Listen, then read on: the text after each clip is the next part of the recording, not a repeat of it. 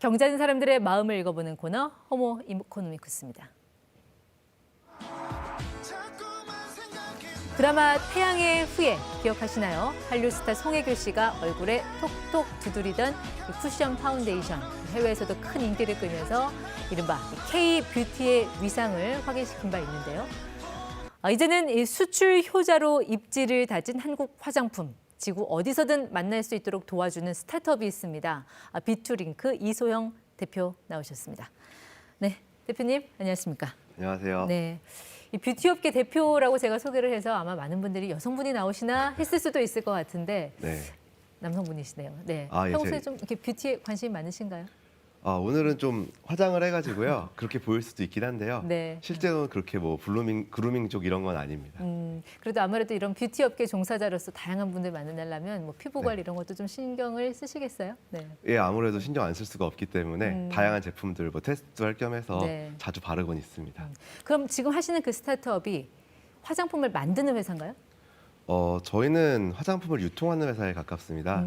그래서 어떻게 보면은 한국에 있는 K-뷰티 브랜드들을 네. 해외 진출시키는 약간 유통회사라고 보시면 될 것 같고요. 다만 저희가 투자를 통해서 뭐 화장품 제조회사라든지 브랜드들을 네. 같이 운영하고는 있습니다. 국내에 이 화장품 브랜드들이 한 몇 개 정도 돼요? 제가 정확히 숫자는 모르겠는데요. 네. 거의 뭐 2만 개 이상 될 정도로 2만 굉장히 개요? 많은 걸로 알고 있습니다. 그럼 여기 뭐 대기업, 중소기업 제품 다 포함이 돼 있겠네요? 예, 그렇습니다. 그런 제품들을 이제 네. 해외 시장, 뭐 온라인 마켓, 뭐 오프라인 마켓 그쪽으로 연결해주는 일종의 어떤 중개 서비스 역할을 해주신다고 보면 될까요? 예, 그렇게 보시면 맞을 것 네. 같습니다. 근데 여기서 이제 빅 데이터를 활용한다는 건 무슨 뜻인가요? 예. 저희가 이제 데이터를 이용해가지고 좀 더 어떻게 보면 선진화된 그런 유통을 좀 제공한다라고 보시면 될 것 같은데요. 네.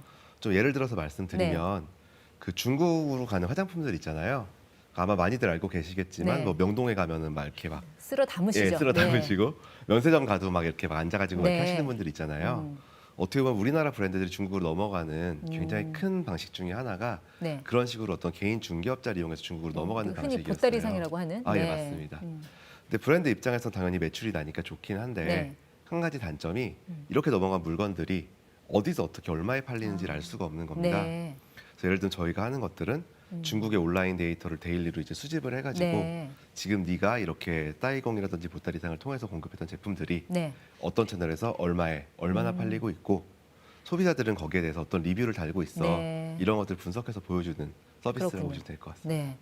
최근에 새로운 플랫폼을 하나 선보이셨는데 네. 글쎄요, 이거 어떻게 읽어야 돼요? 우마로 읽습니까? 엄마로 읽습니까? 예. 네. 그거는 우마라고 읽는 게 맞으시고요. 네. 다만 그 엄마에서 따온 건 맞습니다. 네. 어떻게 보면 작은 브랜드들을 저희가 어머니의 마음으로 육성을 해서 네. 성장시켜 주겠다라는 그런 마음을 담아서 이름을 지었다고 보시면 될 것 같습니다. 네, 저렇게 어떤 그 사는 사람 그리고 네. 파는 사람 연결시켜 준다는 거잖아요. 예, 네. 맞습니다. 어떤 식으로 가격은 책정이 되나요? 네. 가격은 이제 B2B 온라인 플랫폼이기 때문에 네. 뭐 일반적으로 소비자들한테 제공하는 가격보다는 조금 낮은 가격으로 책정이 되고요. 다만 또 이제 B2B는 또 구매 물량이 중요하잖아요. 네.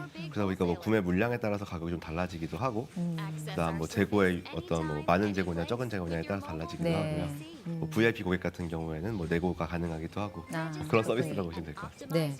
한때 이제 한국 여행 온 관광객들이 꼭 사가는 한국 화장품 하면은 뭐 비비크림, 네. 마스크팩 네. 그런 것들이었잖아요. 조금 전에 뭐 송혜교 씨가 바른 그 쿠션 같은 경우는 1초에 한 개가 팔린다 그런 얘기도 있었고요. 요즘 가장 잘 나가는 한국 화장품 제품은 어떤 겁니까?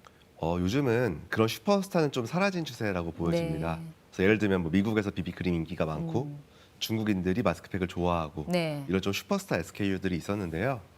최근에 어떤 슈퍼스타가 모든 것들을 이렇게 가져간다기보다는 네. 그런 것들이 안 나오다 보니까 좀 다양한 카테고리들이 골고루 팔리는 추세로 바뀌고 있다고 생각을 합니다.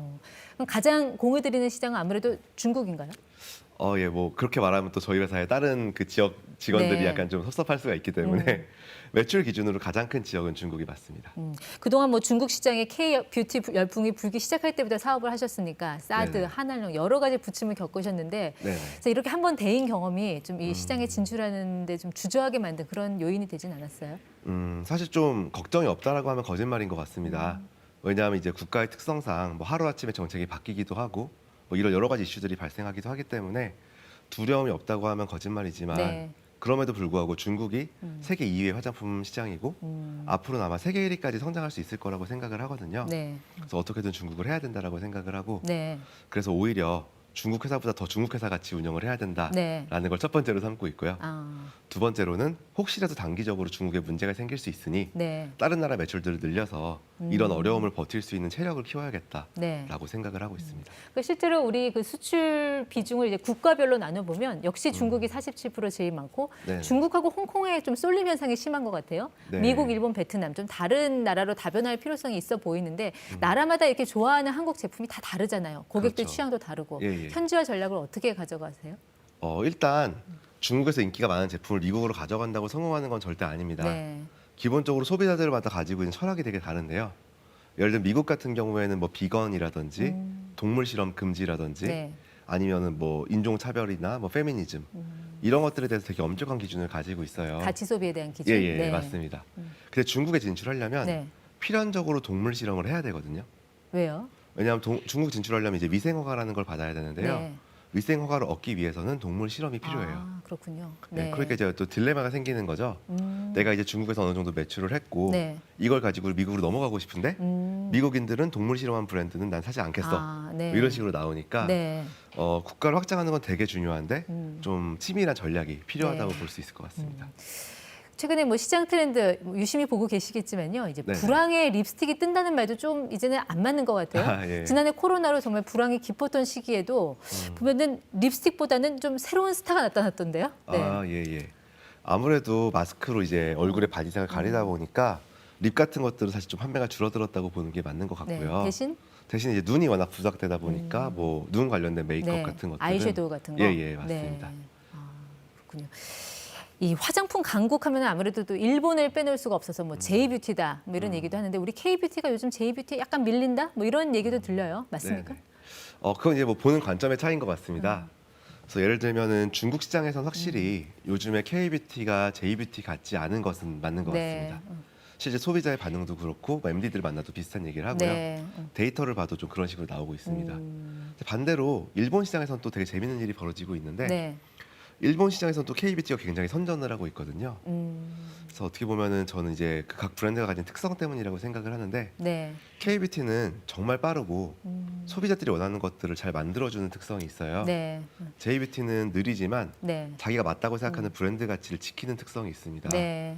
중국인들이 보기에는 과거에는 K뷰티가 본인들이 원하는 것들을 네. 빨리빨리 만들어줬기 때문에 좋았지만 어떻게 보면 이건 좀 약간 지겨운 거고 네. 오히려 좀 지조 있고 변하지 않는 J뷰티가 네. 좀 더 고급처럼 느껴진다라고 볼 수 있을 것 같고요. 예.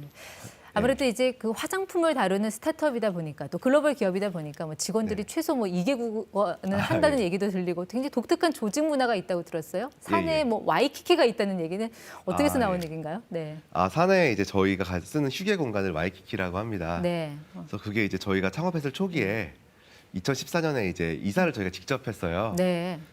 전 그 사무실에서부터 이사한 사무실까지 거리가 한 500m밖에 안 돼서 어, 저희 이제 창업자들이 이제 주말에 나와서 이사를 했는데 네. 너무 덥더라고요. 그래서 이제 그 새로 네. 이사한 곳에 가서 거기 이제 야 우리 여기에다가 와이키키라고 써서 붙여놓고 네. 와이키키처럼 쉬자. 그리고 나중에 네. 돈을 많이 벌면 좋은 건물로 가서 거기에 좀 제대로 된 와이키키를 만들자. 이렇게 해서 이제 거기를 만들게 됐습니다. 이제 6년 차 된 스타트업, 4년 뒤, 10년 차 된 스타트업의 미래의 모습은 어떤 네. 걸 지금 구상하고 계세요? 어제 저희는 기존에도 그랬듯이 데이터를 바탕으로 계속해서 신사업을 하려고 생각을 하고 있어요. 그래서 예를 들면 지금 준비하고 있는 것들은 최근에 데이터를 분석해서 봤을 때 굉장히 많은 소비자들이 댓글에서 성분에 대해서 언급을 네. 하고 있거든요. 저희가 생각하는 거는 점점 소비자들이 성분에 대해서 많이 알아가고 있고 화장품의 성분. 예, 네. 예. 어떤 원료나 어떤 성분을 써야 되는지를 네. 많이 알아가고 있기 때문에 이런 성분 같은 데 좀 투자를 네. 할 생각을 가지고 있고요. 그래서 신소재 같은 것들이 네. 좀 전망이 밝다라고 생각을 합니다. 궁극적으로 이런 것들을 좀 진행해서 한 네. 10년 창업한 지 10년이 됐을 때는 네. 크게 세 가지 키워드를 생각하고 있는데요. 네. 그래서 글로벌, 이커머스, 네. 브랜드 이 세 가지가 저희의 키워드라고 생각을 하거든요. 네. 그래서 글로벌 이커머스 시장에서 네, 가장 브랜드를 자기 육성할 수 있는 그런 회사가 되는 목표를 가지고 있습니다. 네. 냉정한 계획, 뜨거운 실행 이렇게 요약을 해보겠습니다. 예. 지금까지 호모 이코노미쿠스 비투링크 이소영 대표와 함께했습니다. 고맙습니다. 감사합니다.